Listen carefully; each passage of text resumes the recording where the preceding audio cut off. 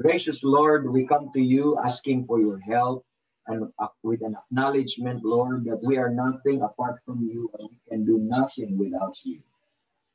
With that heart and with that acknowledgement, we tell you, Lord, that we need your prayer. We need your prayer, and at the same time, Lord, we need your help and guidance. We know you are in the heavenly places and making intercession for us. Ngayon po, Lord, ang aming nakita namin ang salita na maging malinaw po sa aming mga mata, eyes of our understanding, na maging malinaw po ito.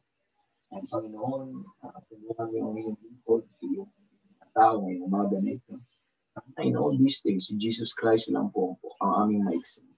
Hindi po kami mga sarili. Whatever things na matutunan po namin, Lord, namin ang papuri at pasalamat sa inyo. At ito, lahat na ito, with all ground also for the glory and the image of the one who died for us. And we ask all these things in the mighty name of our Savior, Lord Jesus Christ. Amen. Amen. Okay? So we are still on our topic on solving confusion. For 3 weeks, nasa solving confusion tayo, then we will end sa topic na yun, we will leave. I know, hindi natin ma-discuss po lahat ng mga bagay po na yun po, mga kapatid, ngayong umaga. Pero at least na ipaabot lang po natin ang ating concern na importante ang rightly dividing, because without rightly dividing, this confusion will always be. Amen.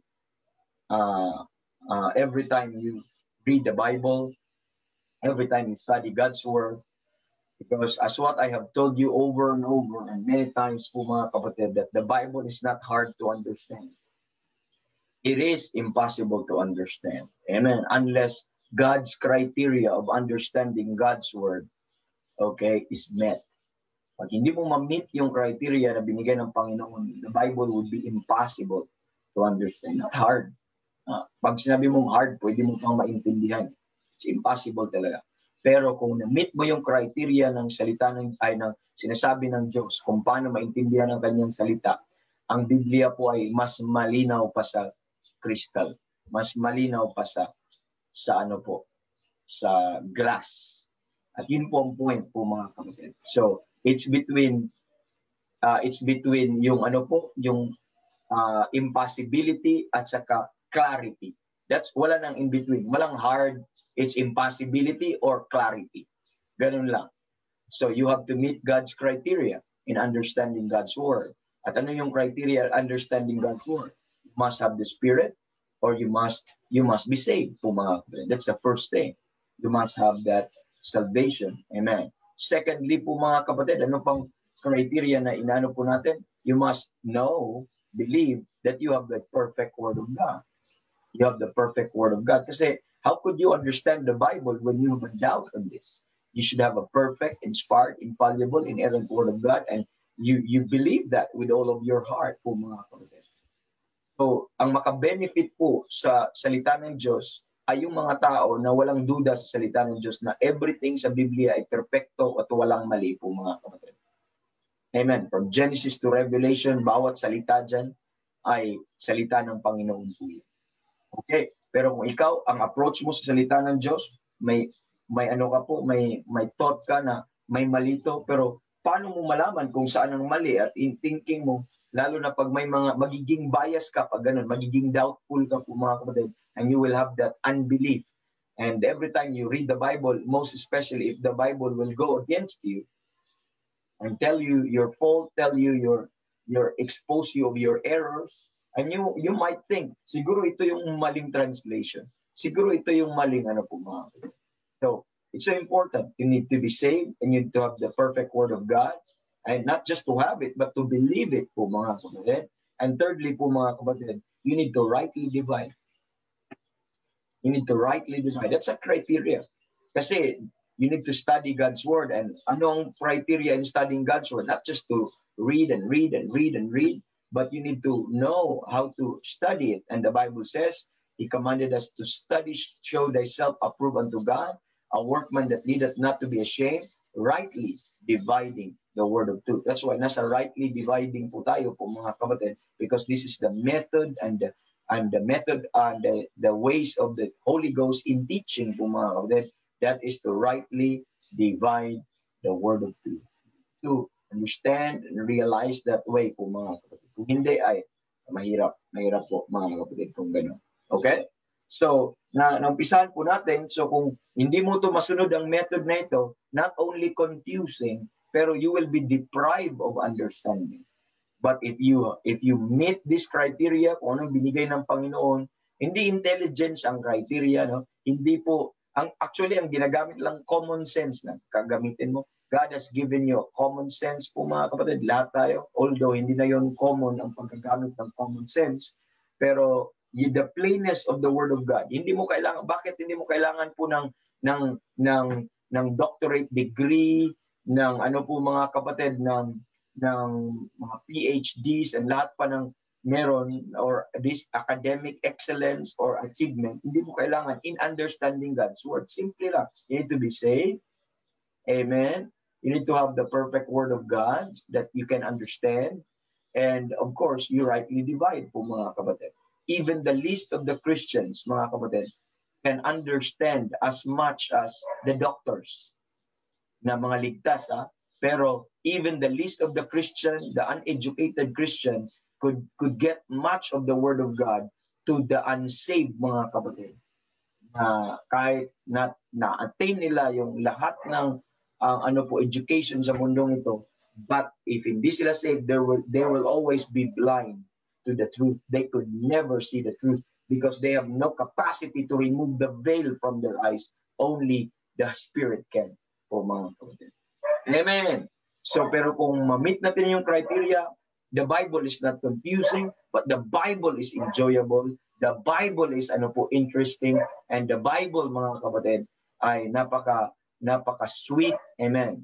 At napaka-precious po mga kapatid once makita po natin. So yun po importance po mga kapatid na dapat natin tingnan. So again, kung hindi po natin yung ma-maintain po yung mga kapatid, again, it would be confusing po sa ating lahat. Yun po yung magiging mangyari. Yun po yung magiging epekto po mga kapatid kung hindi natin maano po. So what we're doing is for this in this specific topic natin, it's now solving confusion po mga kapatid. And I gave you some verses last two meetings natin dito po mga kapatid sa Biblia. So there is a solution always na mga confusion po na ito.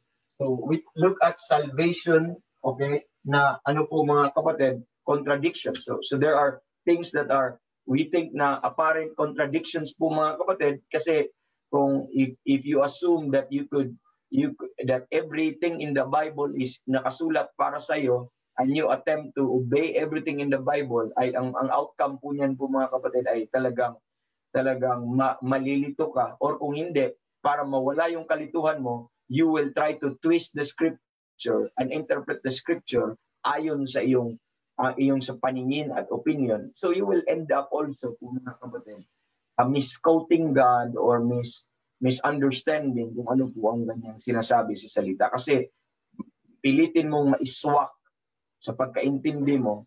So, but the good thing po mga kapatid, we can reconcile that contradictions by identifying who is speaking, remember, and to whom, and under what dispensational context atin pong pinag-uusapan. So we look at some gospel contradictions, remember?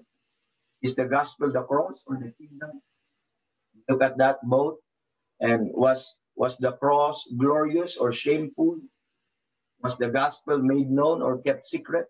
Kaya yung isa nagsasabi it was made known, yung isa it was kept secret. So alin ba ang totoo? Yung isa, ang cross mga kapatid, ang preaching ng cross ay shameful. Yung isa, ang preaching ng cross mga kapatid ay glorious. So alin ba ang totoo? Alin ang totoo? Lahat sila totoo. Kasi walang hindi totoo sa salita ng Diyos. So both They're in the Bible, kung nasa Biblia po yun, totoo po yun. Pero paano mo masolve na contradictory? The Bible is not contradiction, contradictory. When you identify who is speaking and to whom it is spoken to, amen, and what dispensational context they are under.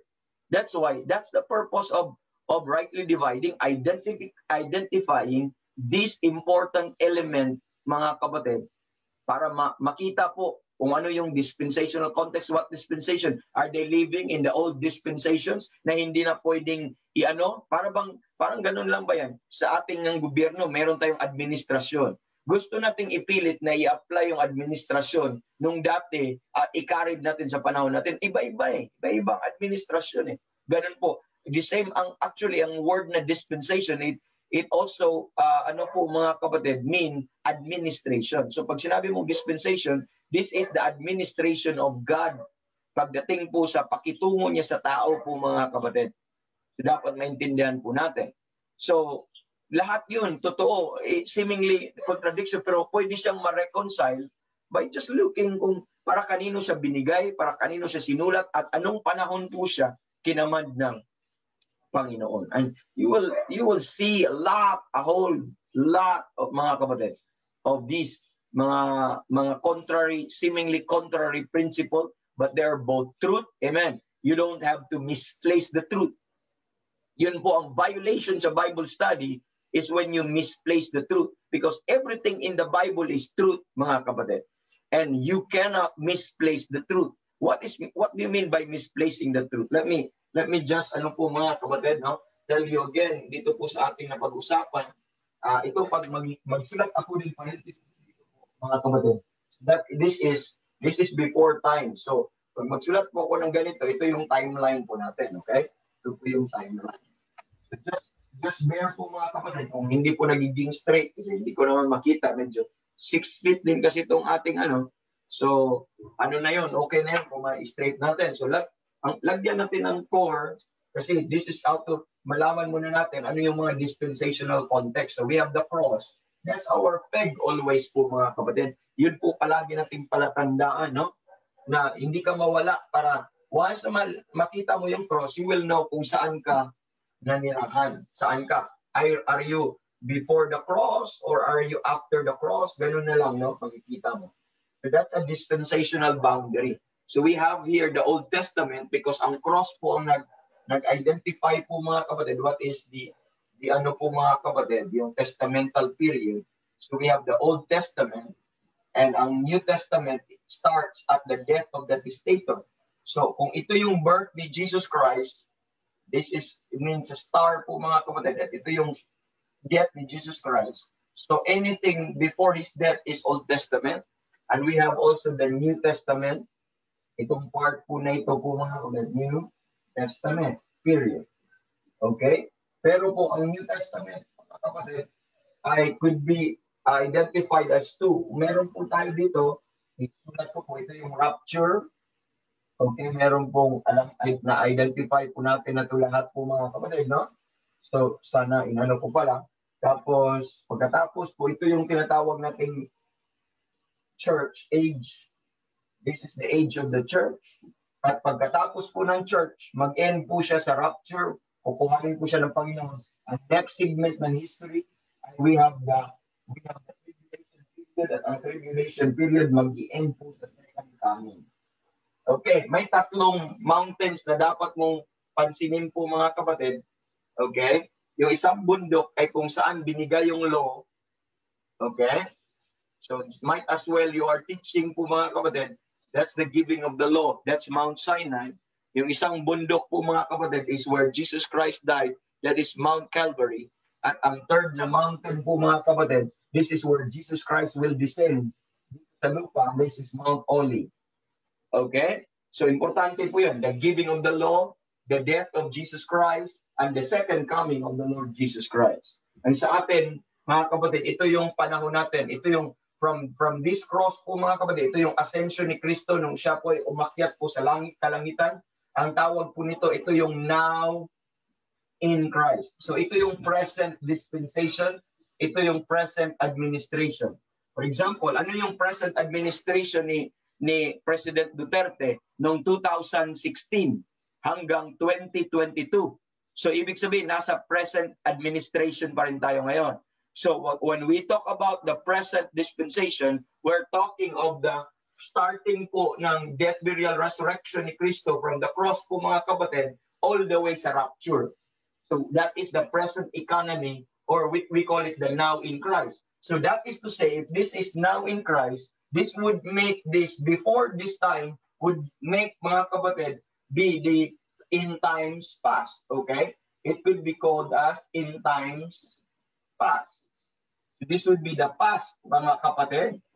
Okay? At dito, afterwards, and from this, after the rapture, we will now be calling this ages, okay, to come. By the way, we're not creating terms po mga kapatid. This is ages to come. So future po mga kapatid. So you have now, I gave you the dispensational context. You have now the tribulation, part, which is 7 years. Okay, you have now the kingdom, or the millennial kingdom, which is for 1,000 years. So what I'm doing is I'm giving you the dispensational context. So far, this is what we see in the Bible, and in our dispensational context, you have to understand where you live in.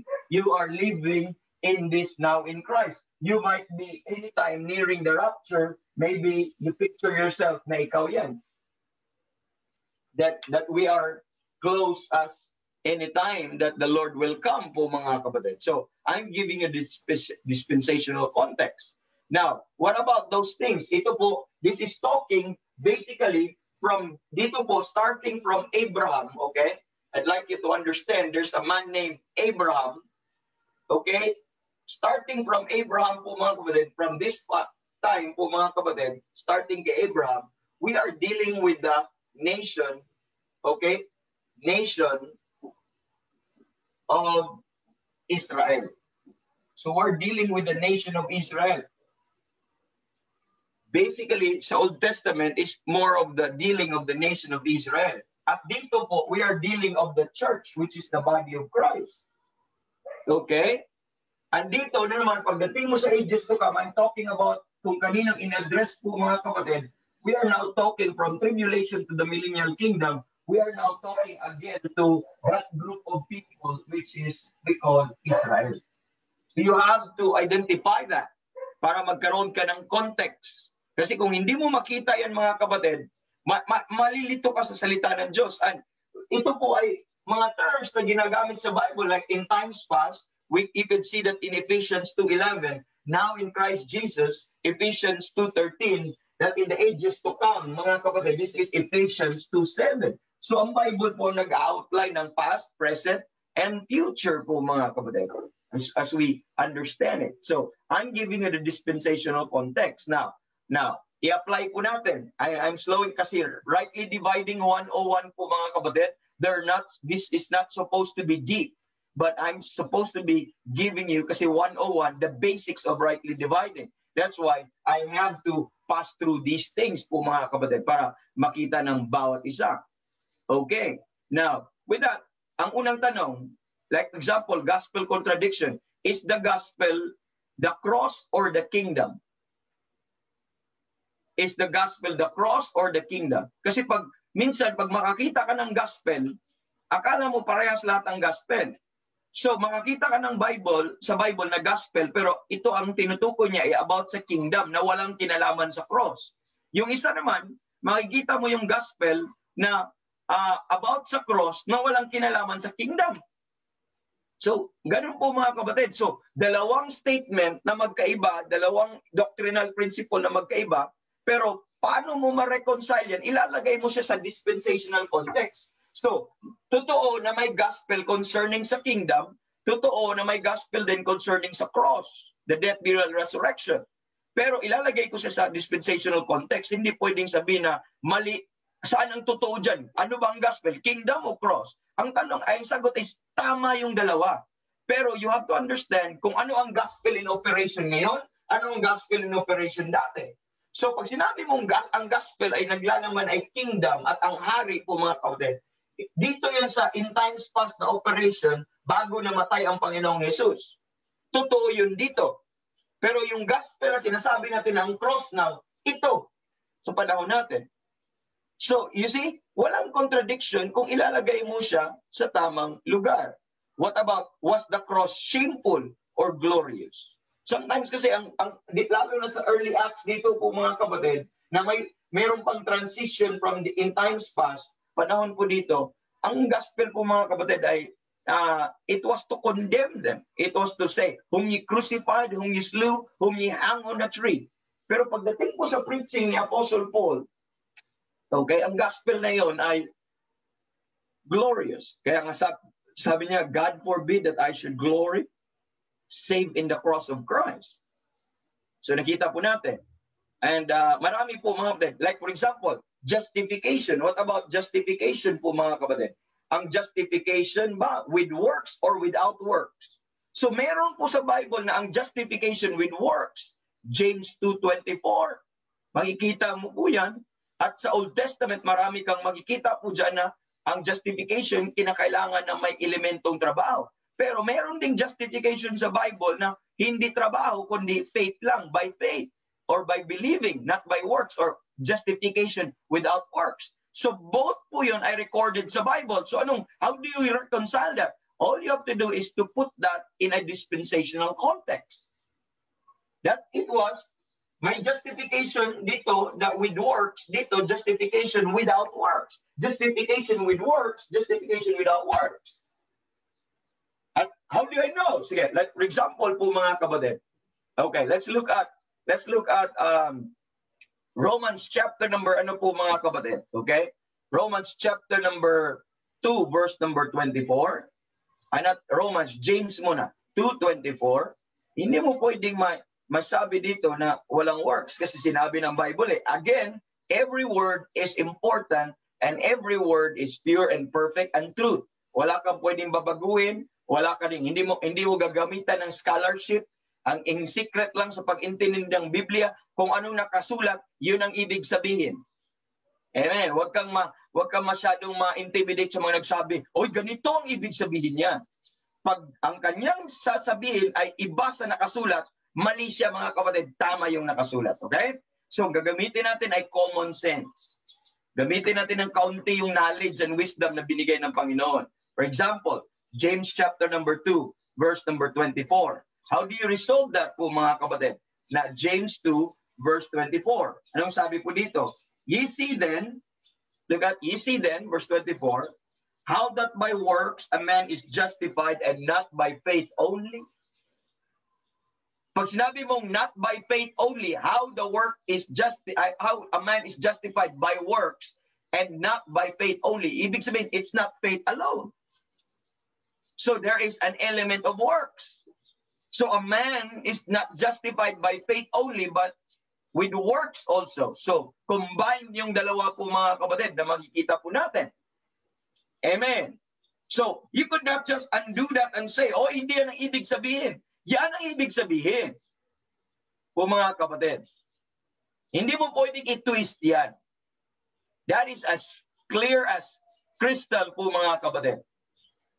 Amen. Tapos mag-iimbento ka na naman ng ibang thought na, ang ibig kasi sabihin niyan, justification of men kasi yan. Who told you that? Is it the Bible? So that's that justification before God or justification sa ang dami pong mga I don't have to be justified sa tao. I need to be justified with God po mga kapatid. Amen. And look at Romans chapter number 4. Look at this. Remember that, James 2. That hindi po faith alone. At may element ng work. But look at Romans chapter number 4 and verse number 5. And interestingly, it was talking to the same person. It's about Abraham. So again, another deeper sa topic ng rightly dividing, in which I will not plan to go through, but I'm just showing you some text po mga kapatid. Verse number 4, let me read. But to him that worketh is the reward not reckoned of grace, but of debt. Okay, but look at verse 5. But to him that worketh not, kanina, ay seeing a man is justified by works and not by faith only. Ngayon, but to him that worketh not. So wala talaga, not work. Do not work. To him that worketh not, but believeth on him that justifieth the ungodly, his faith is counted for righteousness. So, tapos po mga kapatid, you believe lang sa mga nag-justify. So ang God is justifier. If you believe the justifier, your faith will be counted for righteousness. Amen. Ganon din po sa atin ngayon po mga kapatid. Pero yung kay James, it did not ano po mga kapatid, implicates that way. It's really opposing principle. Two opposing principle. One is, mga kapatid, faith alone could not be enough. You need to have works. Yung isa, amen, faith alone, amen. You don't have to work, but faith alone. Believe it lang. Kasi ang believing is not work. So how do you resolve that? By putting in dispensational context. What is James all about? At anong dispensational context na tinutukoy niya? Medyo advanced po ito mga kapatid. And I'll explain this by and by. Ang mindset po ng book of James is yung nakuha pa niya na they are to prepare for the tribulation period. Pero kung di mo makuha yun po mga kapatid, ano po, para kanino po sila? Kanino po sila? To whom it is written? To whom, sino ang nagsulat? Si James, yung isa, si Paul. So sino si James? Do you know who James is? He is the apostle to the circumcision. So para kanino ang kanyang apostleship? Sa circumcision. Sino si Paul? He is the apostle for the Gentiles. So dalawang spokesman. Dapat mong may resolve ito. So dalawang spokesman na may iba-ibang revelation na binigay ang Panginoon. James received a revelation from God para po sa kanyang sa mga tao na pinagkatiwala sa kanya. Ganon din si Paul po mga kapatid. Nagiging object ng kanyang mensahe. Now, at sino po ang audience? Yung isa para sa Gentiles, yung isa para sa Hudyo. Circumcision and uncircumcision. So, doon po natin makikita. Just like for example, if you go back to James chapter 1, verse 1, pinakita niya James, a servant of God and of the Lord Jesus Christ, to the 12 tribes which are scattered abroad, greetings. So para kanino po ang book ng James? Para kanino niya sinulat? To the 12 tribes that scattered abroad, greetings. Ganun lang kasimple. Para kanino ang book of Romans? Amen. Para kanino po mga kapatid? Para sa church po mga kapatid. Kaya sinasabi po niya dito, Paul, an apostle of Jesus Christ po mga kapatid. Amen.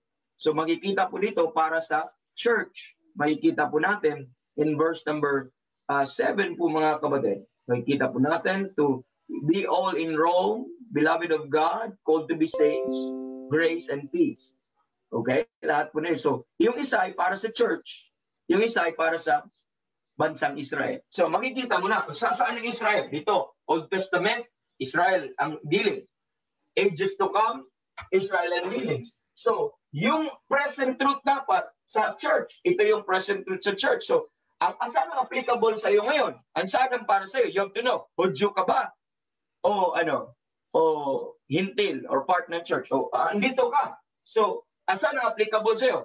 Which is salvation applicable for you? Is it James 2 or Romans 4? Ay, Romans 4, makikita mo. So, by knowing that, ma-resolve mo yung confusion po mga kapatid. We're not trying to complicate the Bible. We're just giving to where God give it. Okay? Hindi mo pwedeng i-rub at kuhanin po yung mga ano na yun. So marami po mga kapatid.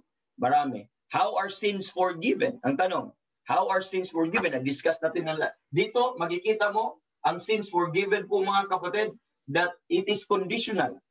That dapat magpatawad ka para ikaw ay mapatawad. Pero dito sa panahon natin po mga kapatid, magpatawad ka dahil pinatawad ka na. So magkaibang statement.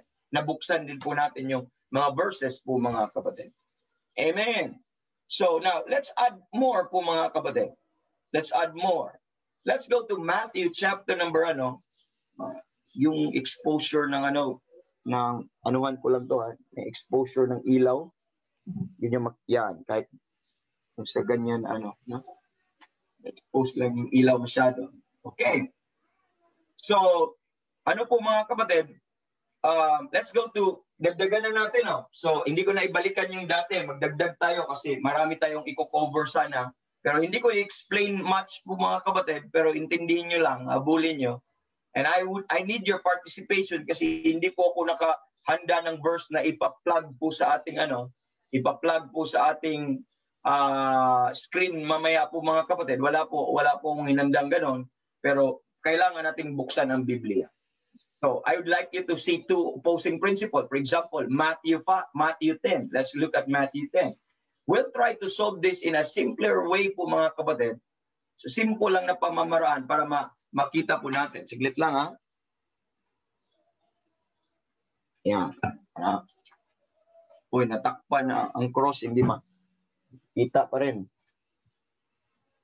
Dahil exposed po dun sa labas. Yan po yung, yan. Medyo okay na. Okay, so Matthew chapter 10, I'd like you to look at Matthew 10, and I would like you to see it from yourself na hindi lahat ng command sa Bible ay parehas at para sa lahat. At dapat natin maintindihan. That's why importante na magkaroon tayo ng application dito po mga kapatid. Okay? Now, ano sabi? Matthew 10, I'd like you to look at verse number 5 and 6.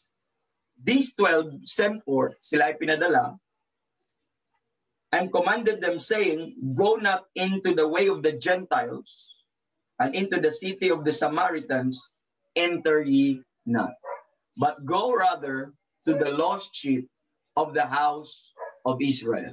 So they were told to go to the lost sheep of the house of Israel. So with that regard po mga kapatid, what do you see there? Makikita mo na ang ministry ng 12 apostles ay hindi po sila para sa hintil, and they are not told para sa tupunta sa Gentiles, but rather para saan lang sila? They're exclusively for the saan po? Lost sheep of the house of Israel. That was a specific command, and you cannot undo that, you cannot change that. Pero pagdating po sa may isa sa ano po, yung mensahe po ng, ano bang mensahe? Ang mensahe nila, verse 7, as ye go, preach saying, the kingdom of heaven is at hand. Okay? Now, I'd like you to look at, so anong message nila? Kingdom. At para sa kanino? Para saan tong mensahe na ito? For the nation of Israel, para sa lost sheep of the house of Israel. Babasahin ko pa yung isang passage. John chapter number 4. John chapter number 4. And listen very carefully po mga kapatid, the Bible says in verse number 22, sabi ng Panginoong Jesus mismo, you worship, you know not what. We know what we worship, for salvation is of the Jews. Ano sabi ni Christ?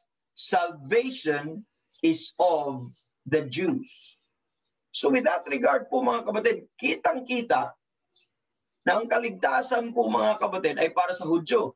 Just like the gospel of the kingdom ay para sa Hudyo. Truth ba yan? Yes. Did I say may mali dyan? Wala. Tama po yun. It is what it is. As it is written, it is true po mga kapatid. And every word is faithful. So ano ngayon? Ang kaligtasan pala para lang sa mga Hudyo. Ibig mong sabihin, according to that verse. Pero on the other hand, pagpasok mo sa Titus chapter number 2, meron namang isang salita ng Diyos na nagsasabi po mga kapatid na ang kaligtasan hindi lang para sa mga Hudyo. Hindi. Ang kaligtasan ay for all men. At ano sabi? Titus 2:11. Merong kaligtasan na para sa lahat. Makita mo, verse number 11. For the grace of God that bringeth salvation hath appeared to all men. Yung isang passage nagsasabi na yung verse na yon at yung gospel na yon ay exclusively for the lost sheep of the house of Israel. That was the gospel of the kingdom. Now, pagdating naman sa gospel ng grace of God, itong gospel na ito po mga kapatid ay for all men.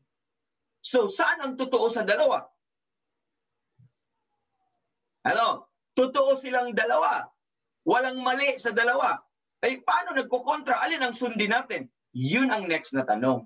Alin ang sundin natin? Alamin mo muna kung ano ang dispensational context. So, ang dispensational context, nung sinabi po na ang kaligtasan ay, mga kapatid, ay para sa Hudyo lamang, that salvation is of the Jews. That was before the cross. That was before Christ died. That's the dispensational context. So, sino ang recipient, object ng people at hand po, mga kapatid, is who? That's the nation of Israel po, mga kapatid, na makikita po natin. So, ang bansang Israel, na dapat may maintindihan po natin, no? Makita po natin ng malinaw po, mga kapatid. Okay. So, Israel, ang konteksto, ang atin na makikita po natin. So, with this po, mga kapatid, how about yung grace that bringeth salvation that appeared to us? That's after the cross, and who said it? Si Paul. Para saan pa rin? Sa panahon natin. So, ang tanong, alin ang plano ng Panginoon sa ngayon?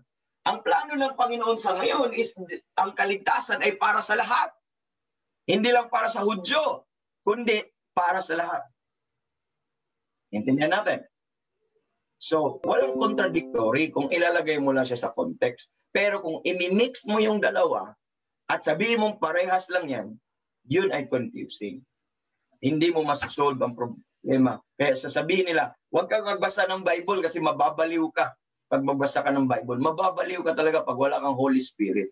Kasi if you try to intindihin ang salita ng Diyos based lang sa kokote natin na wala kang Holy Spirit, wala kang rightly dividing, ay talagang itatapon mo itong Biblia na ito kasi you will think that the Bible is inconsistent. But the Bible is not inconsistent. As long as ma-meet mo yung sinasabi ng Panginoon kung paano pag-aralan, ay mga kapatid. Now, ngayon, pagdating naman sa pag-witness, okay, nasa Matthew chapter number 10 pa tayo. Sige, balik ka sa chapter 10. Pagdating sa pag-witness, kung ikaw ay mag-preach ng Ebanghelyo, may specific command po dito po, mga kapatid. May specific command in Matthew chapter number 10. Sabi po dito, verse 7 tayo nagtapos kanina sa Matthew 10. Babasahin ko verse 8. Heal the sick. Ano yung kingdom? Anong gospel? Kingdom. Anong kaakibat? Heal the sick. Cleanse the lepers. Raise the dead. Cast out devils. Freely give and freely receive. Freely received, freely give, sabi niya. Now, so hindi magpabayad, freely receive, freely give. Verse number 9. May iba, nagpapabayad naman tao. So, verse 9. Provide neither gold, nor silver, nor brass in your purses, nor scrip for your journey, neither two coats, neither shoes, yet staves, for the workman is worthy of his meat. So sabi po ng instruction dito na pag ikaw ay mag-preach ng ebanghelyo na ito or ng kingdom na ito, sinabi dito na huwag kang magdala ng pera, huwag kang magdala ng script. So, huwag kang magdala ng tracts, huwag kang magdala ng Bible, huwag kang magdala ng anything. So, specific po yan. Truth ba yan? Yes, truth yan. Nasa Bible yan eh. Pero truth yan sa panahon na binigay sa kanila. Dagdagan pa natin. Let's look at Luke chapter number 10. Let's look at Luke chapter number 10. Po mga kapatid. Kasi ang programa ng panahon na yon, hindi mo kailangan magdala kasi kung saan ka magpunta, pakainin ka nila. Providean ka nila. So yun yung dealing ng panahon na yon. Pag mangatok ka sa pinto at sabi mo Bible study tayo, at may sasabihin ako sa iyo, pakainin ka na kagad niya. Hindi pwede sa panahon po natin yan ngayon po mga kapatid. Now look at Luke chapter number 10. Anong sabi? Verse number 4 and 5. Anong sabi po sa verse 4 and 5? Carry neither purse, nor scrip, nor shoes. Huwag ka nga magsapatos. And salute no man by the way. Huwag ka magsalute. Anong sabi? And in whatsoever house ye enter, for say, peace be to this house. So pasok ka lang. Peace be to this house. So kahit ka na, wala kang dalang, hindi mo kailangan magdala ng sapatos, hindi mo kailangan magdala ng purse, nor scrip. Amen. So ano yung purse? Lagayan ng mga gold, lagayan ng pera. So bawal magdala ng pitaka. Amen. Bawal magdala ng ATM. So yan bang ginagawa po natin sa panahon natin? Kung i-apply mo yon at you think ang Biblia ay para sa lahat ng panahon at ang bawat instruction is para sa iyo lahat, magkakaroon ka ng problema. And you should be consistent. Bakit po mga kapatid? If you think na itong, command na ito, ay para sa present times or now in Christ Jesus, sa panahon po natin, yan ang utos ng Panginoon, magkakaroon ka ng problema po mga kapatid. Bakit? So, hindi ka dapat mag-necktie, coat and tie. Sabi mo, huwag kang magdala ng coat, huwag kang magsapatos, nice shining shoes, huwag kang magdala ng Bible kasi script po yan or tracts, huwag kang magdala ng pera. That's quite opposite. So, you need to realize.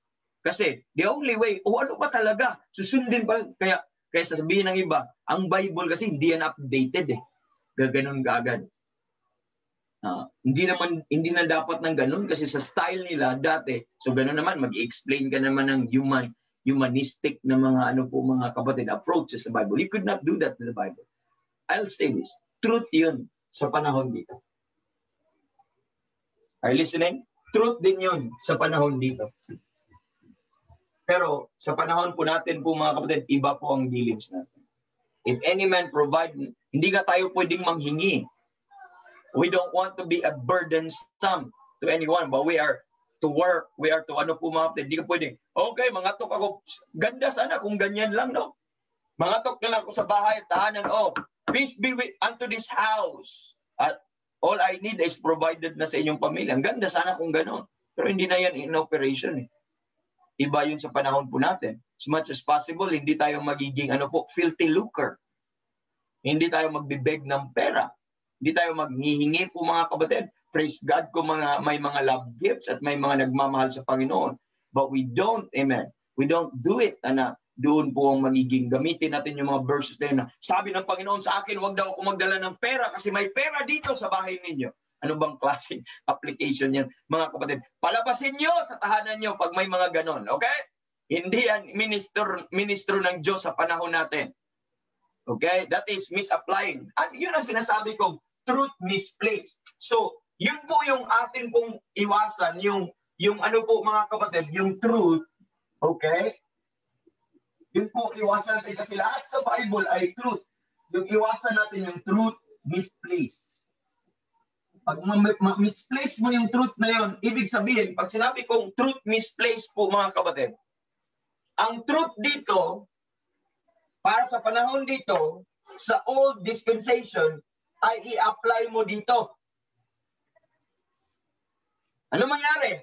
Totoo nga naman na may sinasabi sa Bible na huwag kang magdala ng pera, huwag kang magdala sapatos, huwag kang magdala ng mga script, lahat ng iyon. Pero kung i-apply mo sa panahon natin yun, heresy na yan sa panahon natin. Bakit?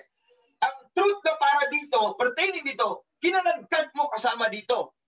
Para bang dati kay Noynoy, tapos ang mga bagay-bagay sa administrasyon ni Noynoy, gusto mo pa rin mangyari sa administrasyon ng ating presidente ngayon. So iba na yun. Ibang usapan po mga kapatid.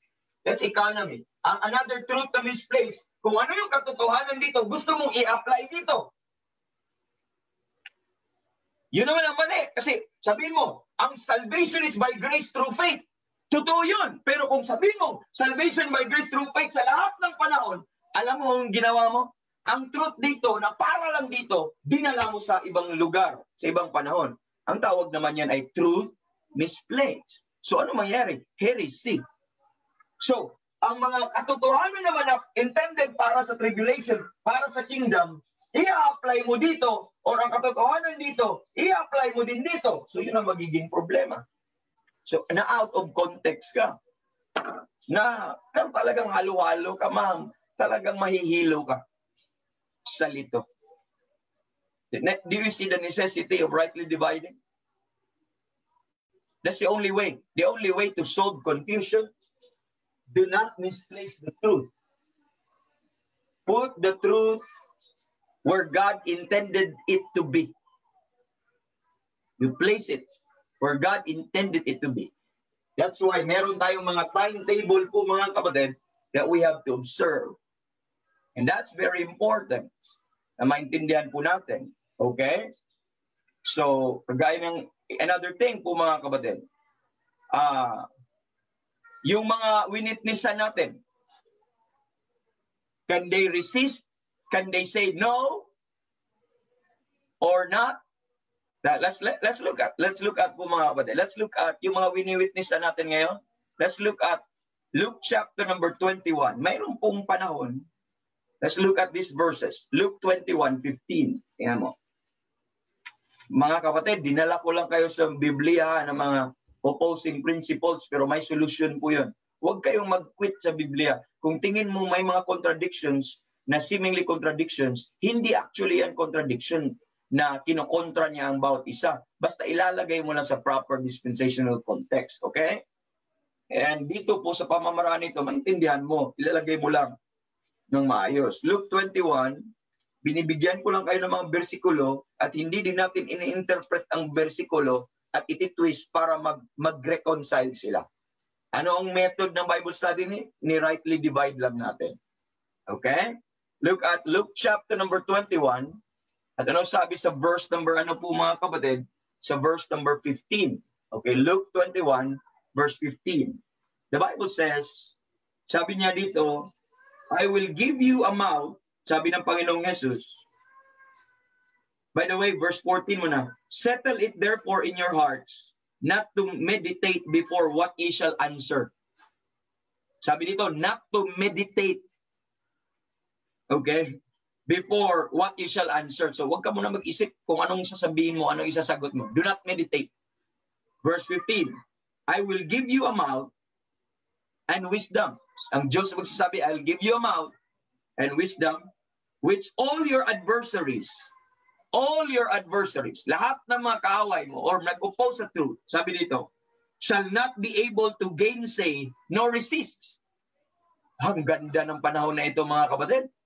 Parang gusto ko to na pag magpe-preach ako, bibigyan ako ng mouth ng Panginoon na kahit yung kontra sa truth, kahit yung mga gainsayers, they could not be able to gainsay or resist. Lahat sila. Kung ganun lang sa panahon natin, kasarap, no? Bibigyan sila ng ano po, mouth na ganun po mga kapatid. Amen. Sino mangyayari? So, ang tanong ko mga kapatid is, talaga bang sa panahon natin applicable to? Na wala nang maka-gainsay sa'yo at maka-resist? Or sa panahon po natin mga kapatid, the more you preach the truth, mas maraming kumakalaban sa'yo at ayaw sa'yo. Pero po mga kapatid, sa panahon natin, ano sabi? Titus 1:9. Tingnan mo, Titus 1:9. Ito po yung sinabi po ng Biblia sa panahon natin. They can resist. They can gainsay. But we can win them. Pero not that without, ano po mga kapatid. Yung mga adversaries na ito, look at chapter 1 verse 9 ng Titus. Babasahin ko. Holding fast the faithful word as ye have been taught, that ye may be able by sound doctrine to both to exhort and to convince the gainsayers. So ano palang ginagawa natin? Nung nagpi-preach tayo po mga kapatid, we are exhorting and convincing the gainsayers. So not that wala na silang choice, but we are encouraging them. May mga gainsayers. May mga magre-resist. Pero just preach on. Preach on lang, brethren. Malay natin, peradventure, the Lord will give them repentance to the acknowledging of the truth, mga kapatid. So, talaga bang hindi ka mag-meditate? Yun ba talagang sabihin, hindi ka mag-meditate? Look at 1 Timothy chapter number 4. Sabi doon, do not meditate what you should say. In 1 Timothy chapter number 4, ano sabi? Verse 15. Okay? The Bible says, meditate upon these things.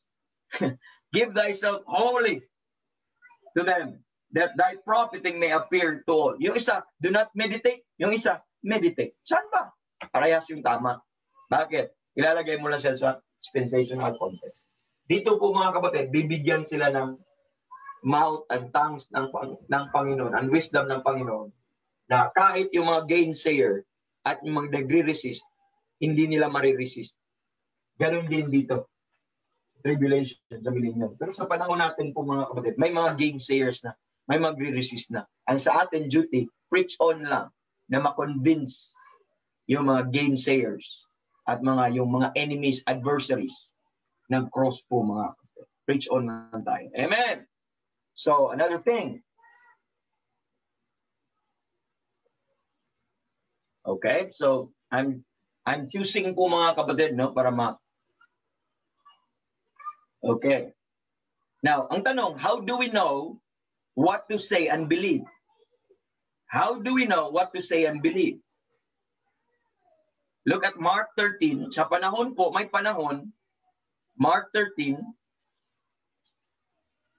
basahin ko po, the Bible says in Mark 13 verse 11, ang sabi po ng Bible, kata, makinig po kayo na maigi, but when they shall lead you and deliver you up, take no thought beforehand what you shall speak. Huwag ka mag-isip kung anong sasabihin mo. Neither do ye premeditate.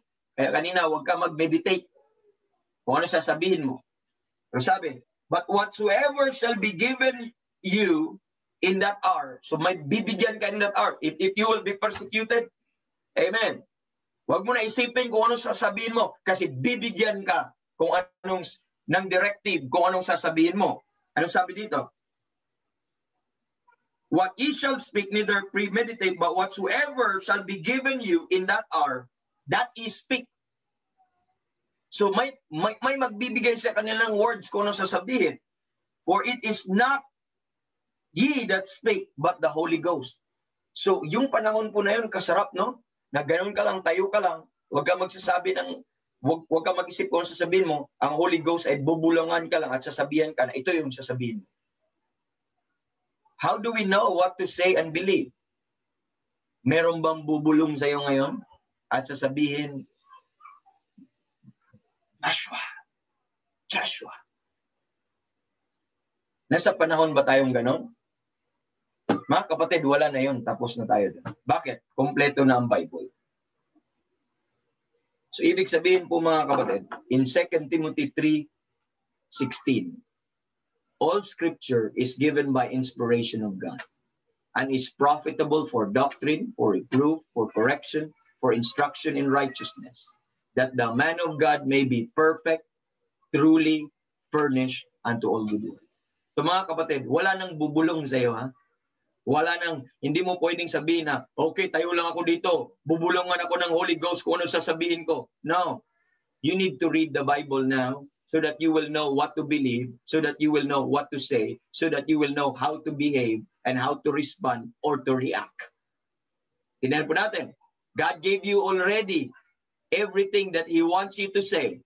God already gave you everything He wants you to believe. And it's written in a book.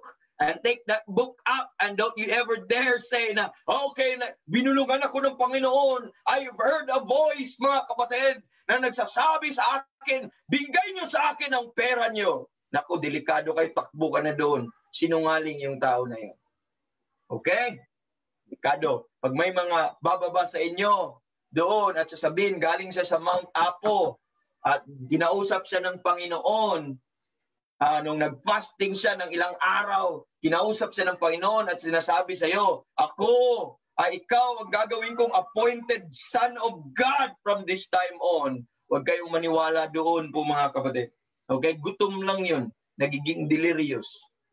Pero wala pong sasabihin ang Panginoon na outside sa salita ng Diyos. Lahat ng sasabihin ngayon ng Panginoon sa iyo ay nasa salita ng Panginoon. You want to know what to believe? You want to know what to say and what God say about that situation? Read the book. Read the Bible. Because there will be no voice, amen, you're going to hear. And true yun. Totoo yun. Sa panahon po natin. Sa panahon po dito. Nila. Pero kung dadalhin mo sa panahon natin, yung verse na yun mga kapatid, magkaroon ka ng problema. Amen. Ikaw ay kakompetensya sa Biblia. Nagiging Biblia ka din sa sarili mo.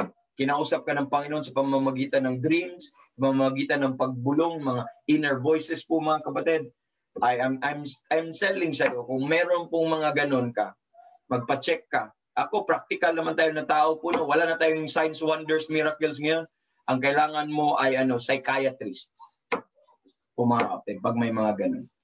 You know, bakit ang mga tao nadideceive pa rin? na may isang tao na pinadala daw ng Panginoon, sugo daw ng Panginoon, kinausap daw ng Panginoon, narinig daw ang audibles ng Panginoon. Bakit may mga taong naniniwala pa rin sa kanila? You know what's the reason?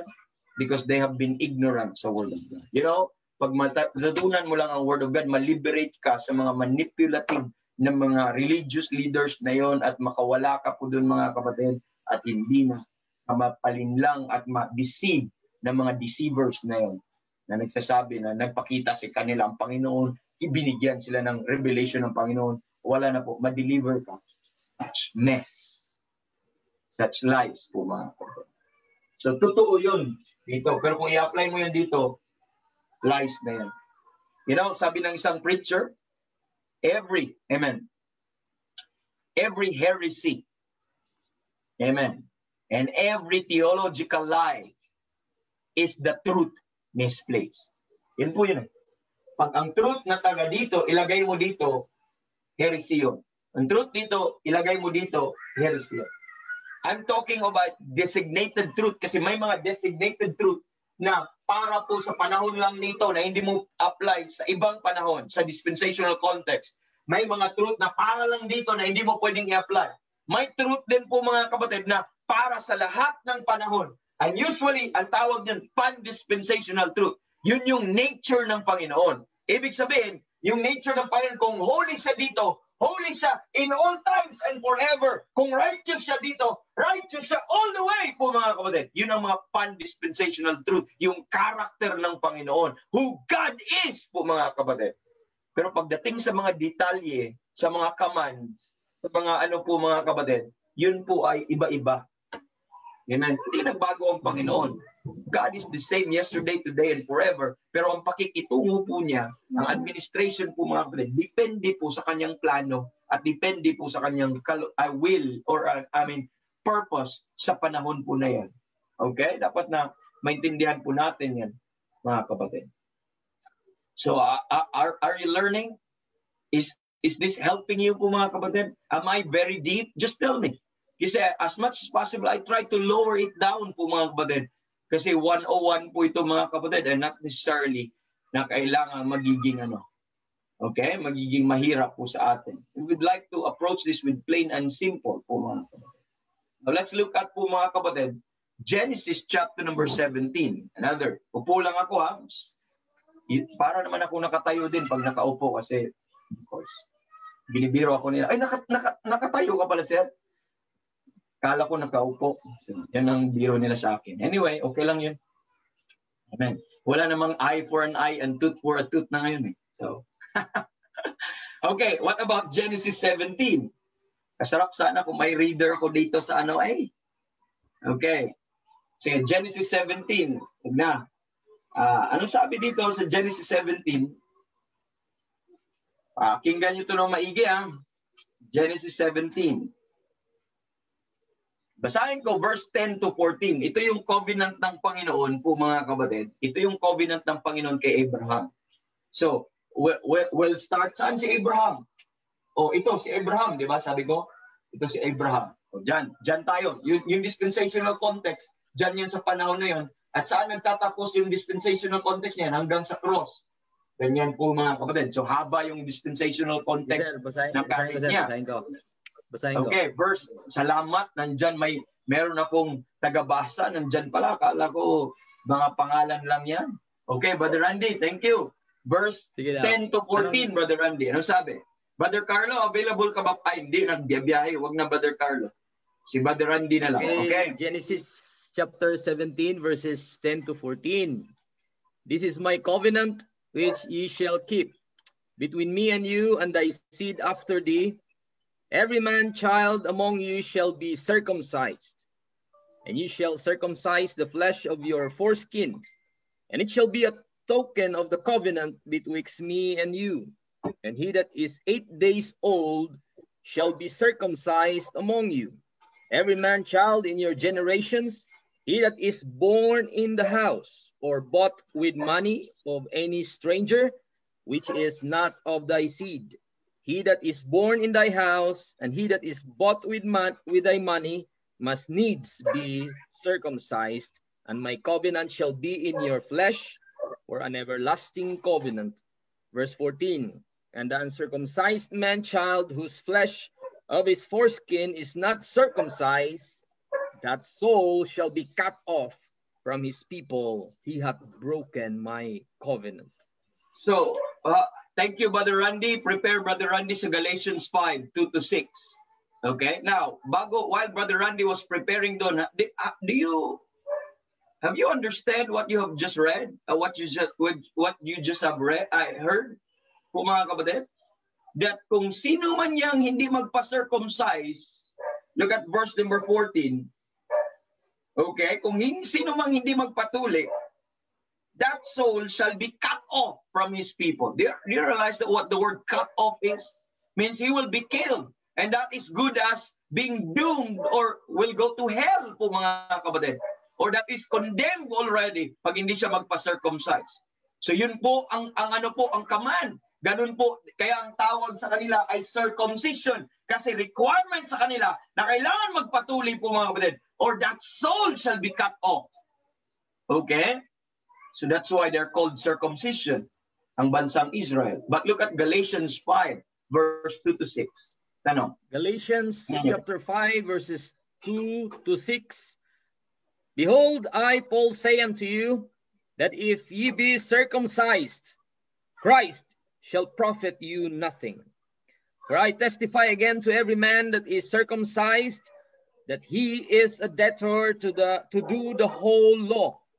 Christ is become of no effect unto you, whosoever of you are justified by the law. Ye are fallen from grace. Verse 5.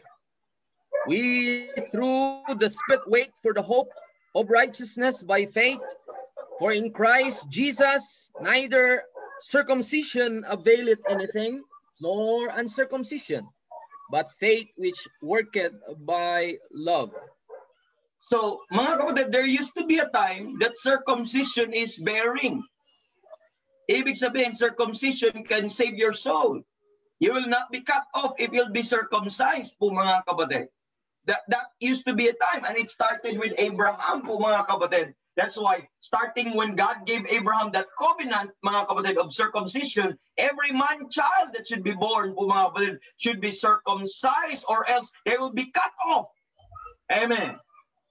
And ngayon, sinasabi naman sa Galatians chapter number 5 na it doesn't do you anything, but rather it would make Christ to become of none effect. When you trust on that circumcision, it would make Christ of none effect. So, yun po yung problema po mga kapatid. That's a problem. So, ano ba ang totoo ngayon? Circumcision is circumcision po mga kapatid. Necessary or not? Bakit sabi sa Galatians na hindi na, it would profit you nothing? Bakit sabi sa Genesis chapter number 17, or kung hindi ka magpa-circumcise, you will be cut off. So the question now is, circumcision necessary or not? Now, that is two opposing principles. Anong gagawin mo? Balik ka ulit sa dispensational context. Tanungin mo, anong dispensational context ng Genesis? It was the Old Testament, under the law, where the circumcision is required, or else they will be cut off. Mas lalo nang binigay ang law, pinaigting palalo na dapat ang isang man-child ay ma-circumcise or else they will be cut off po mga kapatid. Pagdating po dito, ang dispensational context naman ng ating pong Galatians chapter number 5 is sa panahon po natin na wala pong bearing sa kaligtasan, wala pong profit ang circumcision, kundi si Kristo lamang. Yung ginawa ni Kristo, yun ang kailangan po mga kapatid. So ilalagay mo yun sa dispensational context. Are they truth, yung dalawa? Yes! Pero pag once, ang truth na yun na kailangan mo magpa-circumcise, dadalhin mo sa panahon natin, mali yun. Pero yung truth dito na hindi mo na kailangan magpa-circumcise, dadalhin mo rin sa panahon nila, nako, delikado. Kaya hindi pwedeng ganun. Hindi ka pwedeng Bible study na, rumble-rumble po mga kapatid. Kasi pag ikaw ay Bible reader, makikita mo talaga yung inconsistency ng bawat isa po ng mga verses kung hindi mo i-rightly divide. Kaya nga importante. Kaya ma-misunderstand mo talaga ang Bible kung hindi ka mag-rightly divide po. Kita nyo po yun. So necessary ba? Ang sagot doon ay depending anong panahon. Sa panahon nila, necessary yun. Sa panahon natin, hindi na po necessary. Are you listening? Pag panahon po nang mawala na ang church, ma-rapture na, necessary sa tribulation, necessary sa kingdom. Bakit? That is the covenant of God to Israel. Para mapanatili silang circumcision, kasama po yun sa requirement po nila. Now, ang tanong, let's look at Matthew chapter number 5. Brother Randy, are you still there, Brother Randy? Matthew chapter number 5, verse 17 to 18, Brother Randy. Okay, versus 1 Timothy 1, 7 to 8, yung isa, Brother Randy. 1 Timothy 1, 7 to 8. Dito mo tayo sa Matthew 5, 17 to 18. Anong sabi? Matthew chapter 5, verses 17 and 18. Think not that I am come to destroy the law or the prophets. I am not come to destroy, but to fulfill. For verily I say unto you, till heaven and earth pass, one jot or one tittle shall in no wise pass from the law, till all be fulfilled. Okay, continue to read on, Brother Randy. Just read on, verse 19. 19, whosoever therefore shall break one of these least commandments, and shall teach men so, he shall be called the least in the kingdom of heaven. But whosoever shall do and teach them, the same shall be called great in the kingdom of heaven. Okay, for I say unto you, except your righteousness shall exceed the righteousness of the scribes and Pharisees, ye shall in no case enter into the kingdom of heaven. So please understand that the law was necessary for righteousness sa kanila. Sa panahon na yun, dapat ma-exceed mo yung righteousness by keeping the law. Righteousness ng mga Pharisee po, mga kapatid. So it denotes there that the law is really for the righteous men. You are righteous people, you keep the law. It's really for the righteous men. Nakikita po natin. What about 1 Timothy 1, 7 to 8? Po, mga kapatid. 1 Timothy 1, 7 and 8, the Bible says, desiring to be teachers of the law, understanding neither what they say, nor whereof they affirm. Verse 8, but we know that the law is good if a man use it lawfully. Amen. Continue. No, knowing this, verse number 10, verse number 9, knowing this, that the law is not made for a righteous man, but for the lawless and disobedient, for the ungodly and for sinners, for unholy and profane, for murderers of fathers and murderers of mothers, for manslayers, for whoremongers, for them that defile themselves with mankind, for men stealers, for liars, for perjured persons. And if there be any other thing that is contrary to sound doctrine. Now, kita nyo po, sa Matthew chapter number 5, which is before the cross, ito yung in-state ng Panginoong Jesus na kailangan mapulfill dito sa kingdom po, mga kapatid. Yun yung kanyang plataforma para sa kanyang kingdom one day. Yun po yung Beatitudes na sinasabi niya or Sermon of the Mount. But it was, mga kapatid, yun po yung mga nature at mga things na gagawin nila sa kingdom that they have to, as righteous men, they have to maintain to keep the law. And they have to exceed po, mga kapatid. Pero pagdating po kay Paul sa 1 Timothy, ang law po, mga kapatid, ang batas ay para sa mga unrighteous, para sa mga men stealers, para sa mga murderers, para sa mga, ibig sabihin, hindi para sa mga righteous ang law, hindi para sa save ang law. Kailangan mo ba ng batas po, mga kapatid? Ang kailangan ng batas, yung mga violators ng law. Amen. Sa panahon po natin po, mga kapatid, hindi na tayo under the law because we are already made righteous in Christ, mga kapatid. We don't need the law for righteousness because Christ is now the end of the law. So that's what the difference. So sino ang nag-reconcile? Dito, kailangan importante yung law. Pagdating dito, mga kapatid, ang law has no more dominion over us. Bakit? Ito ang cross. That makes the difference, mga kapatid. That provides us the difference po, mga kapatid. Let's add more sa pagdating sa batas po, mga kapatid. Look at Matthew chapter number 23, Brother Randy, verses 1 to 3. Matthew 23 verses 1 to 3. Yung sabi? Matthew 23 verses 1 to 3. And spake Jesus to the multitude and to his disciples, saying, the scribes and the Pharisees sit in Moses' seat. All therefore whatsoever they bid you observe, that observe and do. But do not ye after their works, for they say and do not. Okay, there you are to do the law. Because bakit? They're under the law po mga kapatid. Nakikita natin. You say what they ask you. You have to do it. But what about Romans 7:3, Brother Randy? Romans 7:3. Romans 7 verse number 3. The Bible says, so then if while her husband liveth, she be married to another man, she shall be called an adulteress. But if her husband be dead, she is free from that law, so that she is no adulteress, though she be married to another man. Verse 4, wherefore, my brethren, ye also are become dead to the law by the body of Christ, that ye should be married to another, even to him that is raised from the dead, that we should bring forth fruit unto God. So nakikita po natin, nung ikaw ay under the law, ay nung panahon ng under the law, lahat ng operations ay sa batas po mga kapatid. Anong gagawin mo po mga kapatid is dictated by the law. Pero sa panahon dito po mga kapatid, they are now dead to the law. So are we dead to the law or should we follow the law?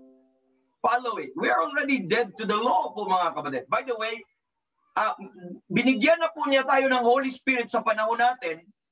Ang Mosaic law is not really for the church. Pero ang mga prinsipyo natin, ang righteousness na ginagawa natin, it is not against the law, but rather it was fulfilling the law. Kahit hindi natin ginawa yung batas na precept upon precept po mga kapatid, but we are not violating any law po mga kapatid. Although we are not under the law, but we're not violating any law. Bakit? Natural na. Yung ginagawa po natin na fulfill na din natin ang batas. Yung inutos ng Panginoon sa atin, pamamagitan ng mga instructions sa now in Christ Jesus, there is nothing in them that goes contrary to the principles of the Mosaic law because they are all for righteousness. Kaya po mga kapatid, makikita po natin yan, no? So hindi po, kaya nga sabi nung, remember, Brother Randy, could you read, Brother Randy, sa fruit of the Spirit, Galatians 5, verse 22 and 23. Ano sabi? Galatians chapter 5, verses 22 and 23.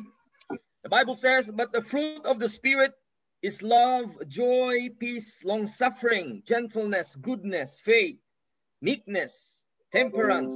Against such there is no law. Okay, against such there is no law. When you love, when you are patient, when you have faith, yun po yung mga ginagawa natin, yun po yung mga outworking ng Holy Spirit sa ating buhay. Ang sabi ng Bible, against such there is no law. Hindi natin sinasabi na hindi na tayo under the law, that we are, amen, trying to do against the law. No. Lahat ng disposition ng Holy Spirit ng working sa atin po mga kapatid, there is none of them are against the law. There, against such, there is no law.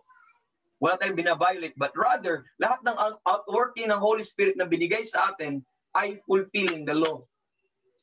Keeping the righteousness which is of the law. You know why Jesus Christ came? Because we could not keep the law. And why he has to die? So that we could keep the law. Look at Romans chapter number 8, Brother Randy. Romans chapter number 8. Could you read that, Brother Randy? Starting verses 1 to 4. Romans 8, 1 to 4. And that's a very good verse for you to understand. Verses 1 to 4. There is therefore now condemnation to them which are in Christ Jesus, who walk not after the flesh, but after the Spirit. For the law of the Spirit of life in Christ Jesus hath made me free from the law of sin and death. Man. What the law could not do, in that it was weak through the flesh, God sending his own Son in the likeness of the sinful flesh, and for sin, condemned sin in the flesh. Verse 4, that the righteousness of the law might be fulfilled in us, who walk not after the flesh, but after the Spirit. So if you walk after the Spirit po mga kapatid, makikita po natin yan that you are not, amen, you are not violating the law, but you are fulfilling the righteousness which is of the law. Even without doing ng precept upon precept, line upon line sa mga bagay na yon, basta nag-walk ka in the Spirit, you are not fulfilling. You are not against the law, but rather you are fulfilling the law po mga kapatid na makikita po natin. Okay? Please understand that. Na makikita po natin. Okay? So, ano po mga kapatid? Naintindihan po natin yung pinupunto. Although we are not under the law, but we're not going contrary against the law. But law cannot anymore condemn us. Dito kasi under the law sila, amen, they have to keep every precept of the law. But if they violate the law will condemn them. Sa panahon natin, wala nang hold ang law. Amen. Magkasala man tayo, the law has no hold on us because we are already dead to the law. Pero po mga kapatid, amen. But ang ating disposition sa buhay, once na mag-walk tayo in the Spirit, you know, we are fulfilling the righteousness which is of the law. Amen. But what makes the difference? For Christ is the end of the law for everyone. Amen. What makes the difference? It was the cross of Christ. Could you read that, Brother Randy, please? Verse 13 and verse number 13 and 14 ng Colossians 2. Colossians 13, 2:13 and 14. Ano sabi dyan? Colossians chapter 2, 13 and 14. Tama po ba, sir? Yes, yes. Okay. And you being dead in your sins, and the uncircumcision of your flesh hath he quickened together with him, having forgiven you all trespasses, blotting out the handwriting of ordinances that was against us, which was contrary to us, and took it out of the way, nailing it to his cross. Amen. You see that? Took it out of the way, nailing it to his cross. That's why the believer now is dead to the law. Why? Because Jesus Christ's cross was the fulfillment of everything that the law was requiring. Amen. And we are now in Christ as if we are already fulfilled the law. And that's a good thing po mga kapatid na makikita po natin. Now, therefore po mga kapatid, just look at Deuteronomy 6:25, Brother Randy. Deuteronomy 6:25. Then kindly look at also, Brother Randy, Romans chapter number 3. Romans chapter number 3. Look at Brother Randy, verse number 21. Yung isa. Okay? Romans 3:21. Yung isa, Deuteronomy 6:25. Look at that verses.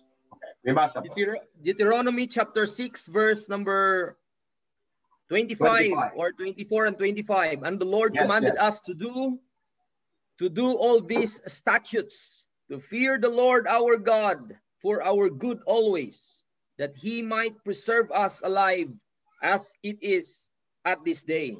Verse 25, and it shall be our righteousness if we observe to do all these commandments before the Lord our God, as he had commanded us. Compared to Romans chapter So it shall be our righteousness. Take note, kung nakinig kayo maigi, yung batas nila, it shall be their righteousness. So saan kukuha ang mga tao na ito ng katwiran? Sa paggawa ng batas. Yun po ang nagbibigay sa kanila ng katwiran po mga kapatid. It shall be our righteousness. So lahat ng precept ng batas, it shall be their righteousness. But look at mga kapatid, yung kaibahan, kung hindi tayo mag-rightly divide, yung isa, Romans 3:21, ano sabi? Romans chapter 3 verse 21, but now the righteousness of God without the law is manifested, being witnessed by the law and the prophets. So there is now a righteousness without the law. Dito, ang source ng righteousness is the law. Pagdating dito, ang righteousness is without the law. That means walang kinalaman ng batas. Ano po ang source ng righteousness natin ngayon? Si Kristo. Dito, tama lang na wala pang righteousness of God or kay Christ dahil hindi pa namatay si Kristo, o mga kapatid. Kaya saan sila humuhugot ng righteousness? Amen. Kundi sa binigay ng manifestation. Saan minamanifest ng Panginoon ang kanyang righteousness, Old Testament? Sa batas. Ngayon, saan minamanifest ng Panginoon ang kanyang righteousness? Sa cross, sa ginawa ni Kristo. That is our righteousness, mga kapatid. Amen. That's why sabi ni Paul, look at Philippians, Brother Randy, 3:9. Philippians 3:9. Ano sabi? Philippians chapter 3 and verse number 9, and be found in him, not having mine own righteousness, which is of the law, but that which is through the faith of Christ, the righteousness which is of God by faith. Amen.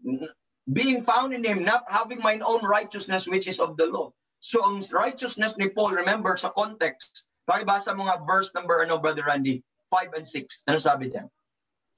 Verse 5 and verse 6, circumcised the eighth day of the stock of Israel, of the tribe of Benjamin, and Hebrew of Hebrews, as touching the law, a Pharisee, concerning zeal, persecuting the church, touching the righteousness which is in the law, blameless. So pagdating po sa old standard, as touching the righteousness which is of the law, sabi ni Paul, blameless. So ibig sabihin, nakip ni Paul yung law. Pero pagpasok sa panahon ni kahit makip po yun, hindi ka maliligtas. Bakit? Iba na ang standard ng Panginoon. Hindi na righteousness which is of the law. Ang standard na ng Panginoon, righteousness which is through Christ, mga kapatid. Through kay Kristo, through this cross work, mga kapatid, which is already the fulfillment of the law. And that is now the basis of God's righteousness. It's not anymore keeping the law. That's why when Paul got saved, when he was found in God, po mga kapatid, ang sabi siya sa verse 9, pakiulit, Brother Randy. Verse number 9, and be found in him, not having mine own righteousness, which is of the law, but that which is through the faith of Christ, the righteousness which is of God by faith. So dito, righteousness to be obtained by personal works when they were under the law. Now, Paul, mga kapatid, got saved by the righteousness which is not of the law, but the righteousness which is of God, mga kapatid, by faith, not anymore by works. And kung makita po natin yan po, mga kapatid, that's something po, mga kapatid. It's a blessing. You know, hindi po magkatulad. So dapat maintindihan po natin yan, ma-observe po natin yung pagkakaiba. At importante, ang rightly dividing when it comes sa mga bagay po na yan. So does righteousness come by the law? Ang tanong, does righteousness come by the law? Yes, dito. But no, here. Saan ang righteousness dito? Come by the Lord Jesus Christ. And it takes, mga kapatid, rightly dividing for you to see the difference, mga kapatid. Okay? So, not at all that you are there violating the law. Extreme naman yan. Hindi tayo magawa ng mga kapatid. Okay. So, ano pa bang ganda kung dami, no? So I try to search for relevance po, mga kapatid, na tingnan po natin, no? So dito siguro. Okay? Dito siguro. Randy, could you read Acts 2:38, Acts 2:38 and Ephesians 1:13? Acts 2:38 and Ephesians 1:13. Acts chapter 2 verse 38. The Bible says, then Peter said unto them, repent and be baptized, every one of you, in the name of Jesus Christ, for the remission of sins, and ye shall receive the gift of the Holy Ghost. So paano, Brother Randy, kindly explain paano mo matanggap ang Holy Ghost sa verse na yon? Repent and be baptized in the name of Jesus Christ. Anong result? For the remission of sins. And you shall receive the gift of the Holy Ghost. So paano ka daw, pag hindi ka mag-rightly divide, may mga churches na nagsasabi, yan ang kaligtasan. Kailangan mong water baptize, kailangan mong mag-repent para makatanggap ka ng remission of sins, at you will receive the gift of the Holy Ghost. Yan ba ang kaligtasan sa panahon natin? Kaya madaming mga kulto ngayon na yan ang kaligtasan kasi hindi nagra-rightly divide. So paano ba natin matanggap ang Holy Spirit ngayon? Ephesians 1:13, Brother Randy. Ephesians chapter 1 verse number 13. In whom ye also trusted, after that ye heard the word of truth, the gospel of your salvation, in whom also after that ye believed, you were sealed with that Holy Spirit of promise. So, how do we get the Holy Spirit, mga kapatid? Upon belief or upon baptism? Which is which? Alin ang totoo? Yung dalawa totoo. Pero alin ang totoo sa panahon natin? Alin ang applicable sa panahon natin? Yung belief, yung Ephesians 1:13. Yung ano po, Acts 2:38, truth yun sa dati. Pero sa panahon po ng dispensation of the grace of God, hindi na po yan ang in operation. Ang in operation, once na mag-believe ka, matanggap mo ang Holy Spirit, automatic. Walang baptism, wala pong whatever required na works. Look at Galatians chapter 3, verse 2, Brother Randy. Nung sabi?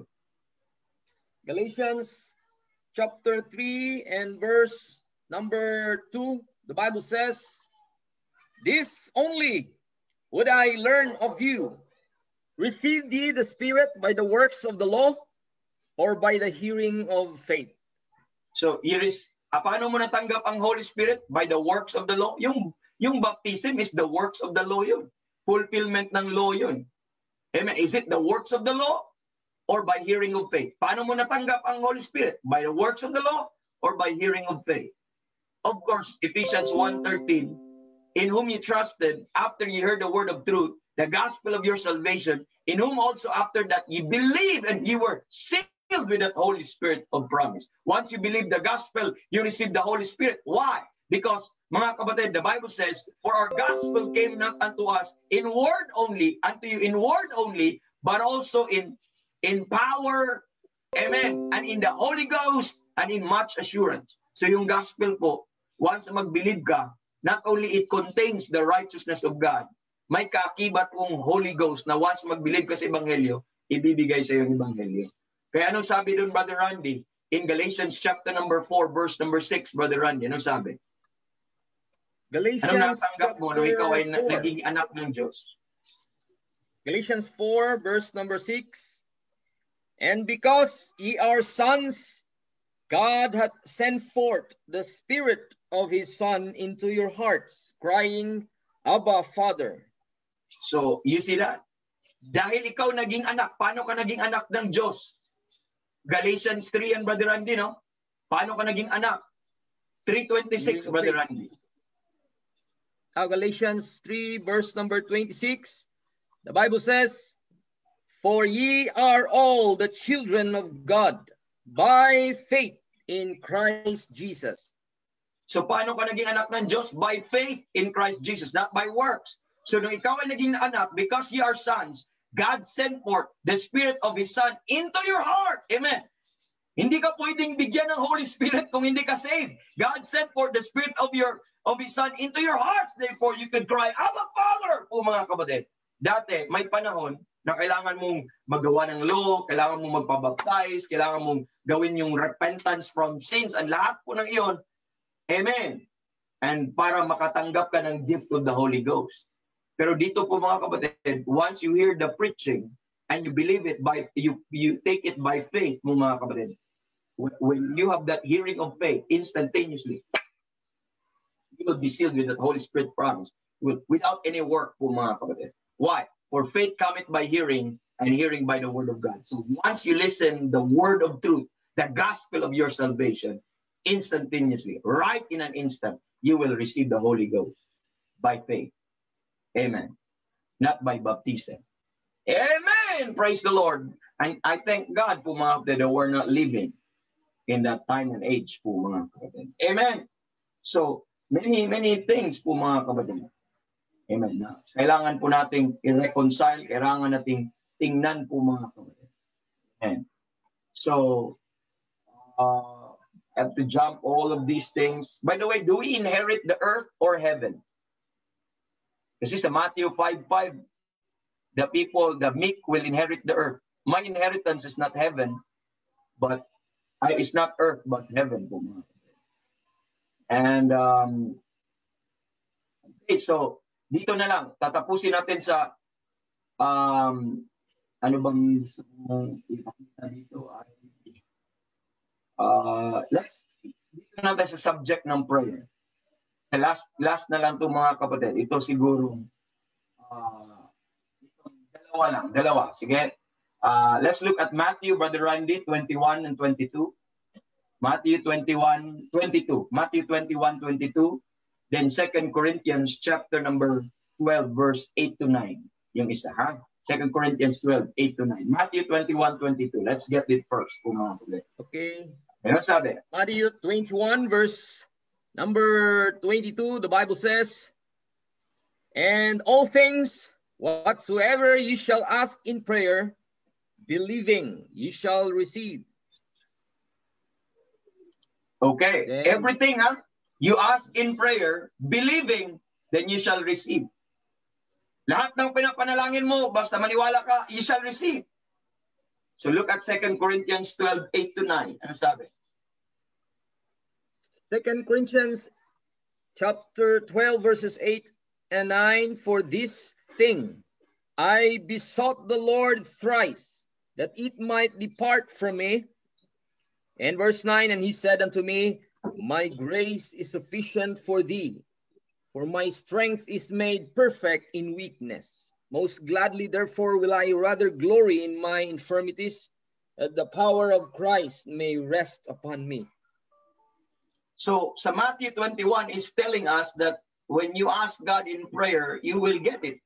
Remember the famous, "Seek and you shall find, knock and it shall open," and ang po mga kapatid. Lahat ng yun. Ask and it shall be given. So Matthew 21 is telling, just ask and it will be given to you. Pero sa 2 Corinthians, makikita natin, si Paul nagbisot, naghimingi ng Panginoon sa thrice, nagbeseech siya, "Lord, let it be removed, itong thorn na meron ako." Pero sabi ng Panginoon sa kanya, "Paul, my grace is sufficient for you." Alin ang totoo? Do we get anything we ask in prayer? Sa panahon natin? Or the grace of God is sufficient? Which is which? Mga kapatid. So you have to put that in a dispensational context. Sa panahon po natin po mga kapatid, we don't get what you ask. Everything you ask. If it's not in line with the will of God, God would not give it to you po mga kapatid. And you have to understand God's program today. But more than that, look at sa Matthew 21, 22, nabasa natin kanina, Brother Randy, no? That you could get what we ask, mga kapatid. But anong meron sa atin? We get more than what we ask. Amen. That's what we have right now. Look at Ephesians chapter number 3, verse 20. Ephesians 3:20. Ano sabi, Brother Randy?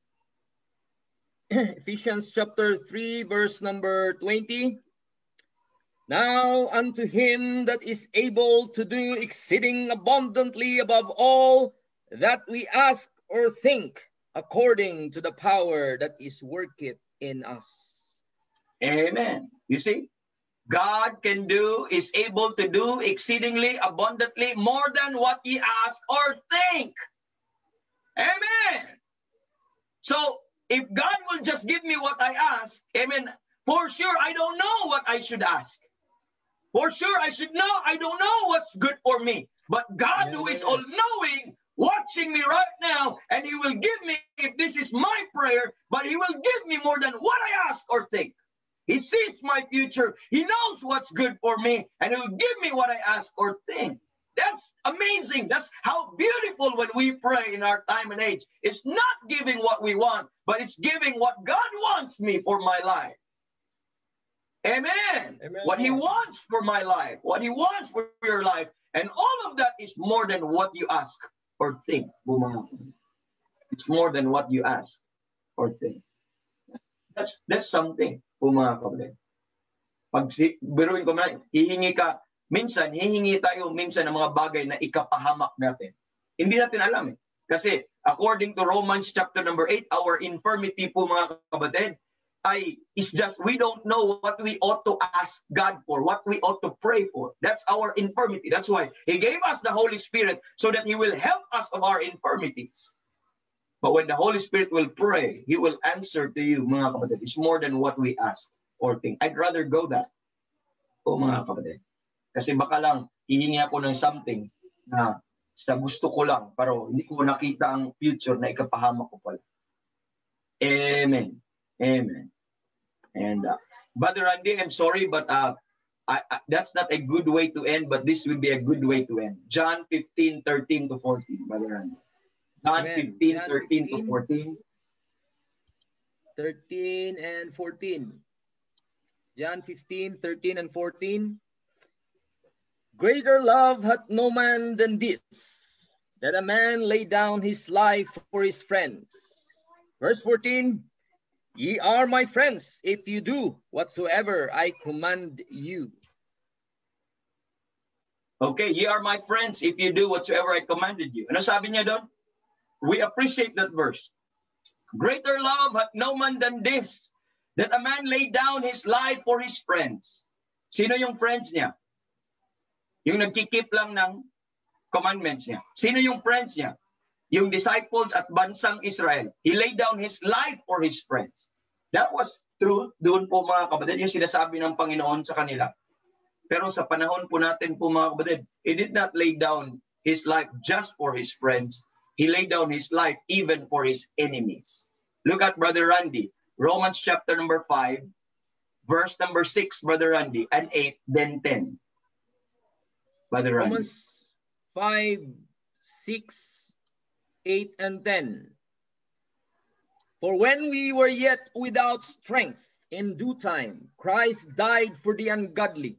Verse 8, but God commanded his love toward us, in that while we were yet sinners, Christ died for us. Verse 10, for if, when we were enemies, we were reconciled to God by the death of his Son, much more being reconciled, we shall be saved by his life. Amen.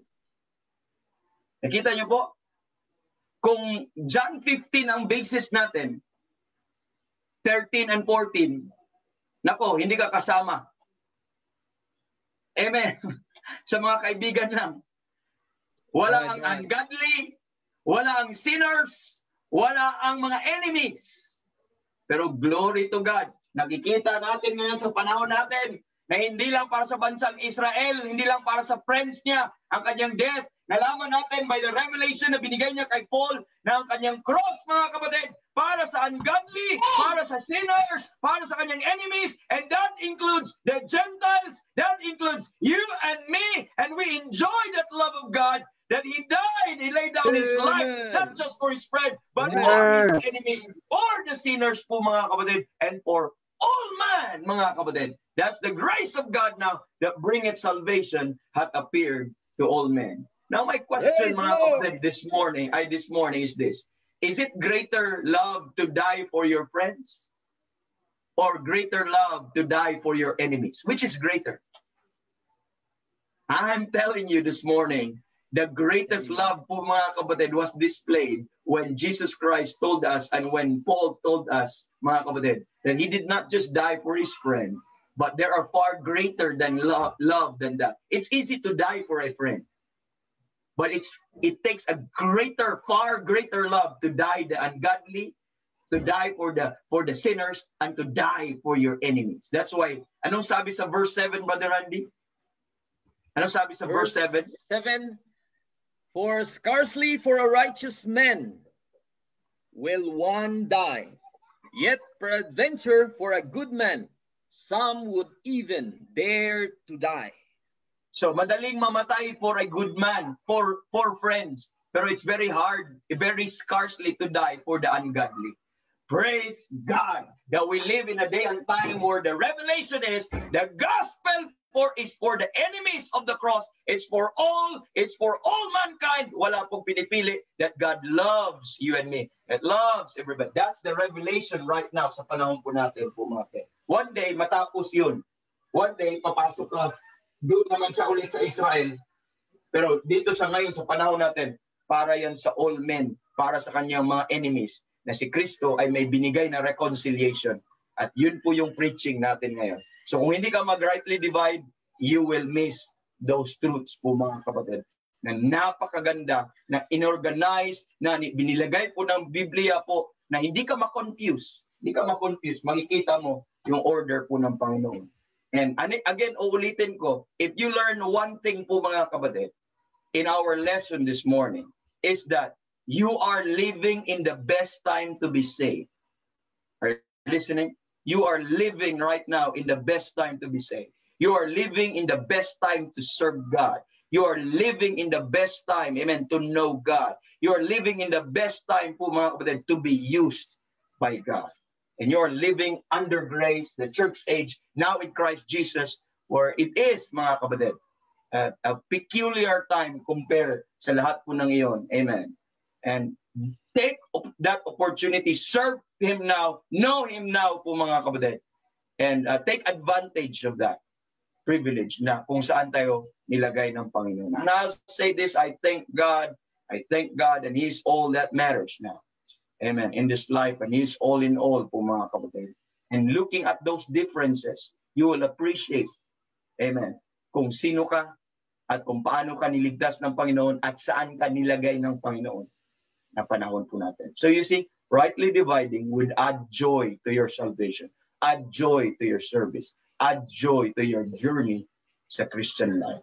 And I bless the Lord and I thank God for this morning, brethren, and we're done for this moment. See you next week. We'll have a brand new topic on rightly dividing 101. And I bless the Lord, mga kapatid. Lahat ng ginawa po sa buhay natin. So ako na palang host, so I'll end the meeting po mga kapatid. And thank you sa FB po natin. Thank you very much for joining us at lahat na dito din sa meeting room. God bless us all, brethren. Amen. God bless us all. Amen. Thank you for evangelist. Amen. Amen. Amen. Glory to God. Okay po. I'll stop the streaming sa Facebook. Amen. May the Lord will prosper you today sa anumang gagawin ninyo. Amen. God bless.